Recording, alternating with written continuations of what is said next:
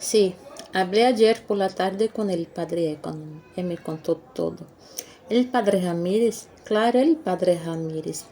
Continué andando junto a él, luchando entre la tentación de ceder a la curiosidad, de averiguar por qué en su caso había sido utilizado como intermediario el padre Ramírez. Finalmente, él mismo me lo aclaró, sin necesidad de que yo me expusiera a resultar curioso. Las órdenes del Padre Superior, dijo, me son transmitidas siempre a través del ecónomo, que es con el único que tengo alguna relación. Como en el ejército, las cosas también funcionan aquí por vía jerárquica. Decía todo esto mientras caminaba perfectamente ajustado a mi paso. El tono de su voz era tan neutro como su propia presencia, de manera que no había forma de advertir si por detrás de las palabras había rencor o por lo menos alguna intención de censura. ¿Qué pasó con el generador? Pregunté, por centrar la conversación en un terreno que no fuera ni de un ni de otro. Obsesionado por mi condición en aquella comunidad, tendía a atribuir a las manifestaciones dareñas que no se refieran a hechos concretos, interés directamente relacionado con mi problema. Por un momento pensé en la posibilidad de que ese dedo no fuera más que lo que aparentaba, un asalariado, hombre para todo que había encontrado allí, un modo de vida con la misma falta de inclinación que había conducido a otros a una oficina, al altar o a la mesa de un forense. Si fuera así, pensé, debería intentar un equilibrio entre mi relación personal con él y aquella otra relación cuya base sería la de los problemas prácticos y diarios, referentes a los animales que había que cuidar o a las huertas, en fin, todo aquello que nos obligará a una suerte de trato que no era profesional, pero que engendraría a su vez una comunicación que tarde o temprano habría de afectar, siquiera lateralmente, a la aparición de nuestra propia intimidad frente a otro. Una reserva exagerada para parecer discreto a alguien que ese dedo no era. Podía producir el rechazo o la antipatía del verdadero hombre con el que habría de pasar algunas horas de mi vida diaria. Su respuesta a mi pregunta sobre el generador llegó mientras a estas reflexiones y atendí sin dificultad a ambas cosas.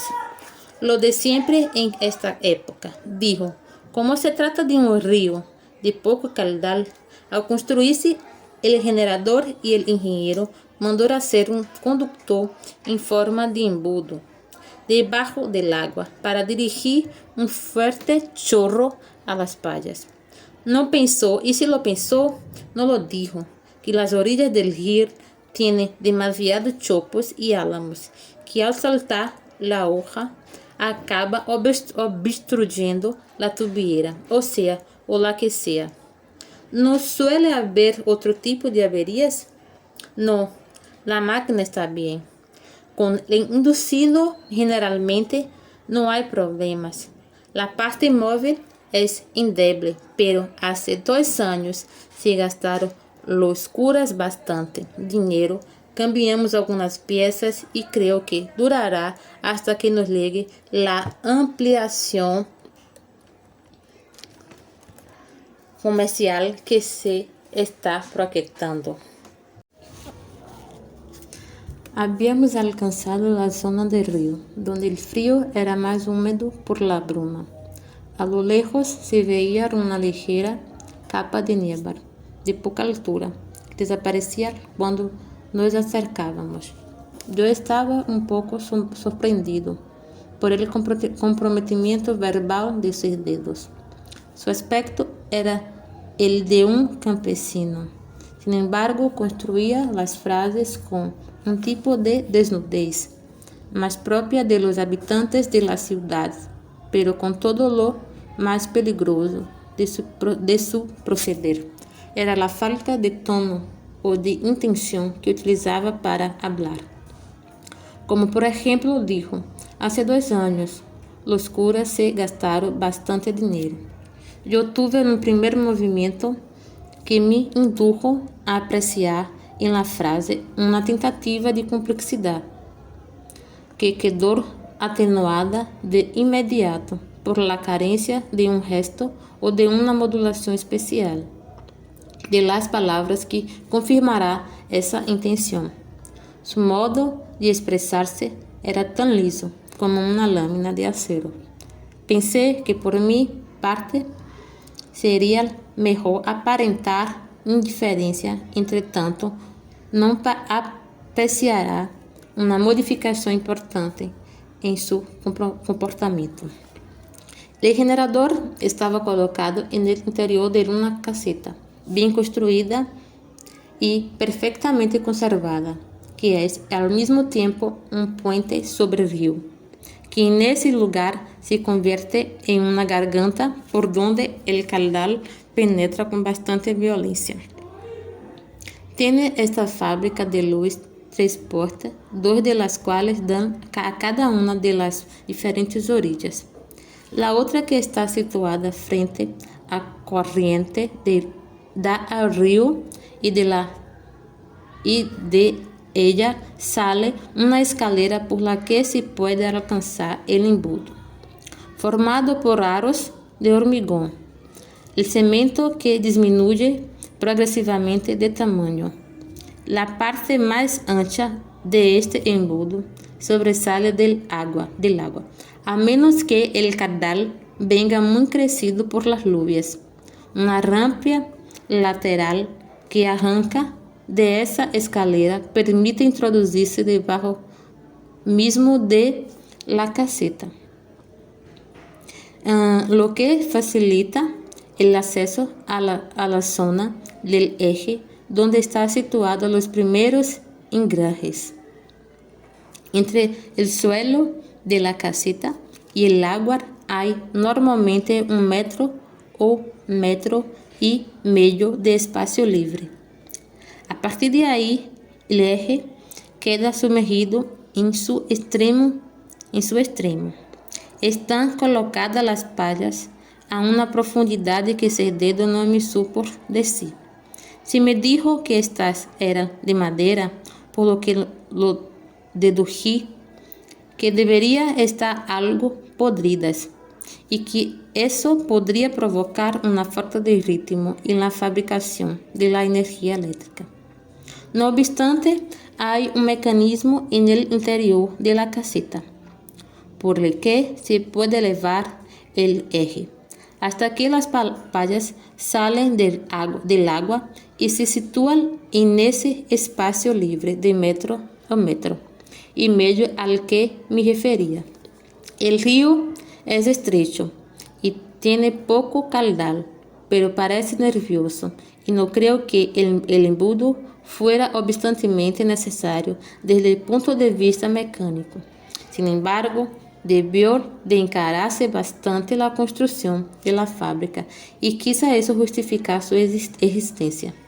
Una vez en el interior de la caseta, ocupada por el generador, le pregunté a Cerdedo si existía algún anclaje para evitar rotación del eje mientras trabajábamos en la reparación de la máquina.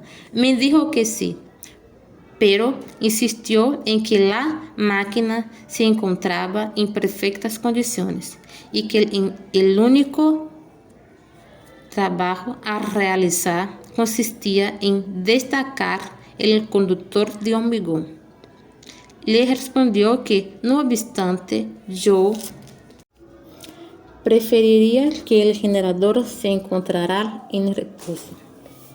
Mientras lo inspeccionábamos, utilicé el plural como compensación a esta actitud de autoridad que me parecía importante mantener. Y él, sin resistir, utilizó la palanca que frenó la rotación escasa del inductor. Entonces recorriéndome los faldones de la sotana y sujetándolos con el fajín a la cintura, me acerqué a la máquina y revisé sus componentes. Aunque ignoraba el sentido o la utilidad de la mayor parte de ellos, pues sí, bien conocía los aspectos teóricos de la fabricación de la luz y sabía el proceso a través del cual la energía mecánica se puede transformar en energía eléctrica. Jamás me había enfrentado a uno de esos antiguos aparatos, sino en las láminas profusamente ilustradas de los libros. Sí observé, extrañando, el brillo de las piezas metálicas, delator de un cuidado obsesivo que iba más allá de los límites de una limpieza normal. La grasa de las partes móviles parecía recién cambiada y en las paredes, sobre las planchas de madera, cuidadosamente dispuesta, estaban repartidas las escasas herramientas y útiles accesorios del generador con un criterio inexplicable, pero que seguramente debía reflejar algún modelo de justicia o regla para acercarse a la verdad. Sesdedo justificó los cuidados que prodigaba a la máquina, alegando que hacía muchos años. Al poco de llegar a este sitio, había un hecho especie de trato con el destino, que su corazón funcionaría mientras funcionase el generador. Cuidaba, pues, como si de su propio corazón se tratara, porque cada giro de aquel significaba un latido más de este. A mí me inquietó un poco aquella identificación con un aparato de movimientos mecánicos y no quise mirarle a la cara mientras hacía tales afirmaciones, por miedo a no ver en ella la indiferencia habitual de su gesto. Decidimos por fin que había que ponerse a trabajar, pero yo no me atrevía a pedirle directamente que cogiera el garfio y bajara al borde visible del embudo, aunque tampoco quería tomarlo yo y dar ejemplo, porque el agua debía de estar muy fría y mis pies aún no se habían repuesto del entumecimiento de la noche.